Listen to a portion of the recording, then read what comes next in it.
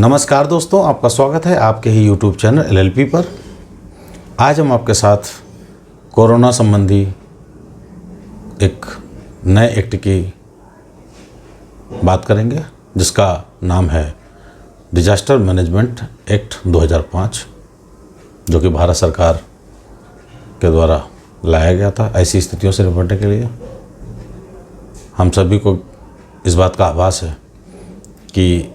ये जो वक्त चल रहा है ये बहुत ही कठिन वक्त चल रहा है और ऐसा हमने सपने में भी कभी नहीं सोचा कि ऐसा कभी होगा। लेकिन आज हम लोग एक तरीके से मूक दर्शक बने हुए हैं, हम कुछ नहीं कर पा रहे हैं और इस कोरोना जैसी विभीषिका से निपटने के लिए हमको जो सावधानियां बरतनी हैं वो हमें बरतते रहना है। पिछले वीडियो में आपने जाना कि जो भी सरकार के द्वारा आदेश, गाइडलाइंस इत्यादि निकाले जाते हैं तो पालन ना करने की स्थिति में जो पनिशमेंट प्रोवाइडेड है उसके बारे में हमने आपको जिक्र किया था। आज उसी क्रम में हम डिजास्टर मैनेजमेंट एक्ट में जो सेक्शन 51 से लेकर सेक्शन 60 तक जो ऑफेंसेस एंड पेनल्टीज़ का जिक्र किया गया है, जो जनता से सीधा संबंध रखता है, उसके बारे में बात करेंगे। आपको ये बता दें कि यदि किसी लोक सेवक को, पब्लिक अथॉरिटी को, यदि उसके कर्तव्य पालन जो लॉ में उसे प्रोवाइड किया गया है, विधि में जो उसे अधिकार दिए गए हैं और जो उसके दायित्वों के निर्वहन के लिए वो करता है, यदि उस कार्य में कोई विघ्न पैदा करता है तो ऐसे में उस विघ्न करने वाले व्यक्ति के ऊपर पेनल्टीज़ लगाने का प्रावधान है, या उसके निर्देशों का पालन नहीं करता है जो कि विधि में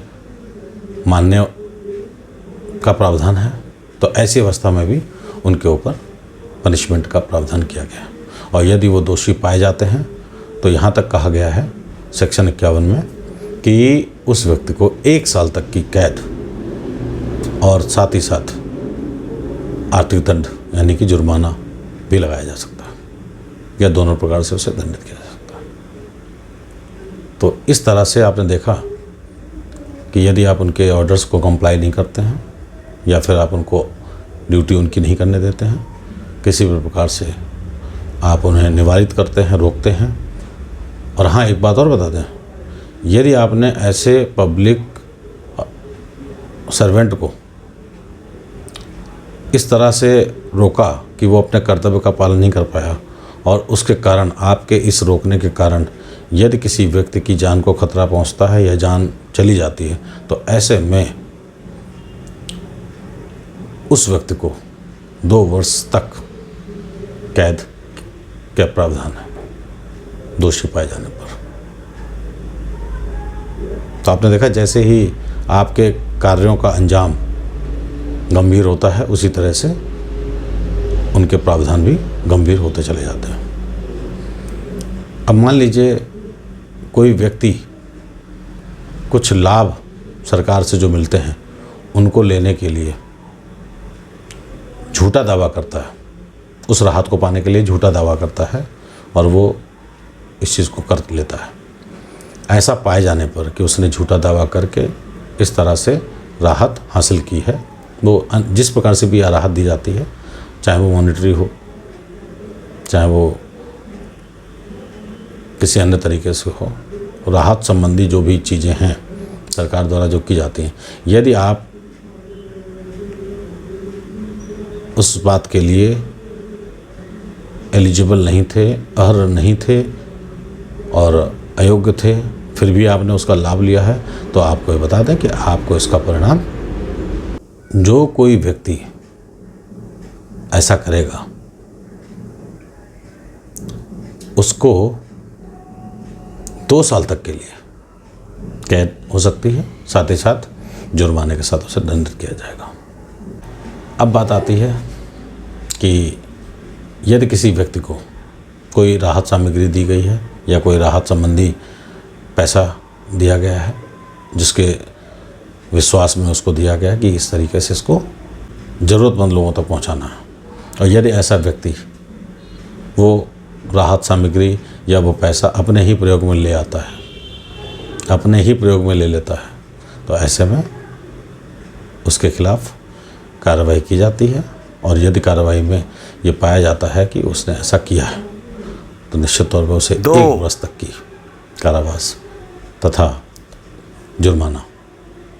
दोनों भरना पड़ेगा। एक बात और महत्वपूर्ण है, यदि कोई व्यक्ति एक फॉल्स वार्निंग देता है, झूठी एक सूचना का झूठा एक पैनिक क्रिएट करता है और माहौल को ख़राब करने की कोशिश करता है, तो ऐसी अवस्था में उस व्यक्ति के खिलाफ जो सज़ा के प्रावधान किए गए हैं वो 1 साल तक के लिए उसे कैद हो सकती है, साथ ही साथ जुर्माने का प्रावधान भी किया गया। तो इस बात को ध्यान में रखना है कि किसी प्रकार का झूठा एक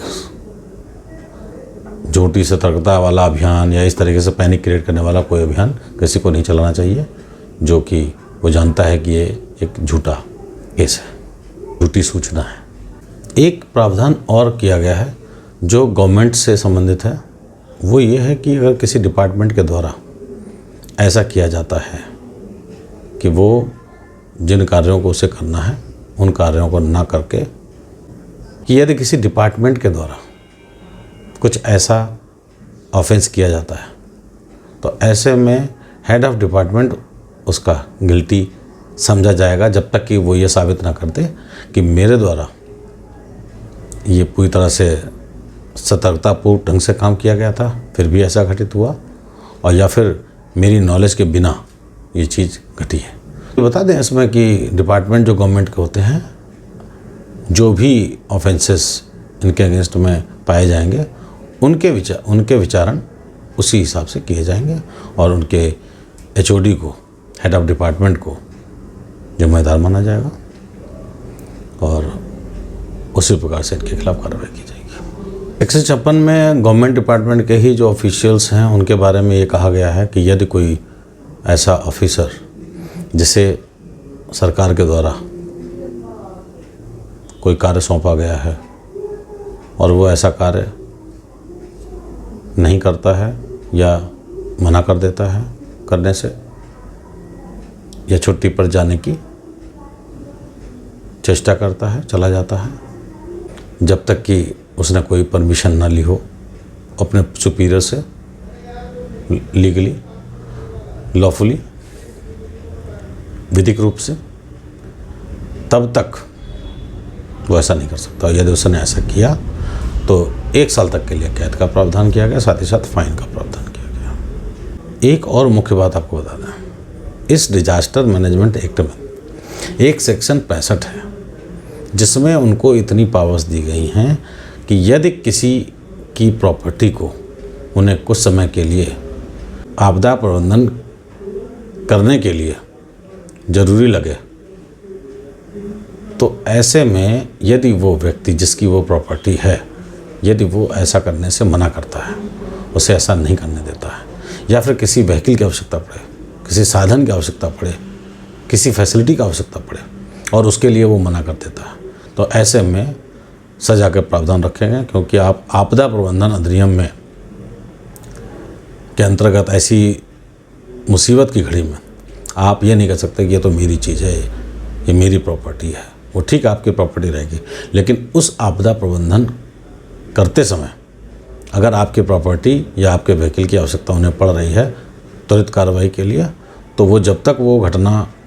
थम नहीं जाती या जब तक उसके लिए वो आपदा प्रबंधन नहीं कर लेते, तब तक वो आपके उस प्रॉपर्टी पे या उस व्हीकल पे अपना अधिकार रख सकते हैं। हाँ, ये ज़रूर है कि उसके एवज में जो भी मार्केट में उसका रेंट है, जो कुछ भी है, जो मतलब मॉनेटरी लेवल पे है, वो सरकार की नीतिगत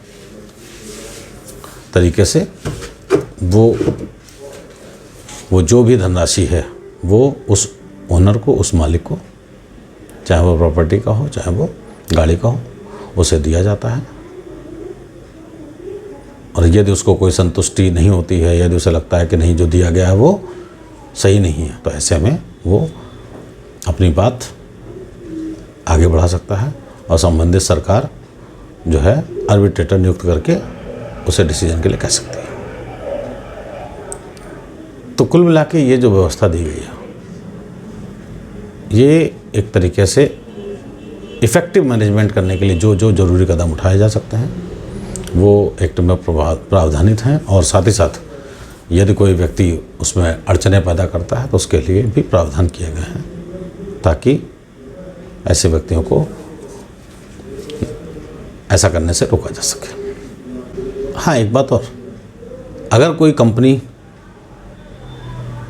जो भी हमने बताया उसमें अगर कोई कंपनी ऑफेंस करती है तो ऐसे में जो भी जिम्मेदार, प्रत्येक जिम्मेदार व्यक्ति उसके लिए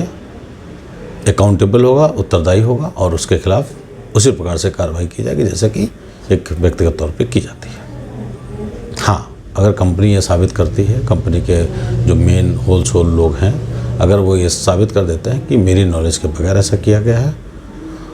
और या पूरी ड्यू डिलिजेंस रखी गई उसके बाद किया गया, तो उस केस में उनकी बचाव हो सकता है। वरना बिना किसी रीजनेबल कॉज के यदि आप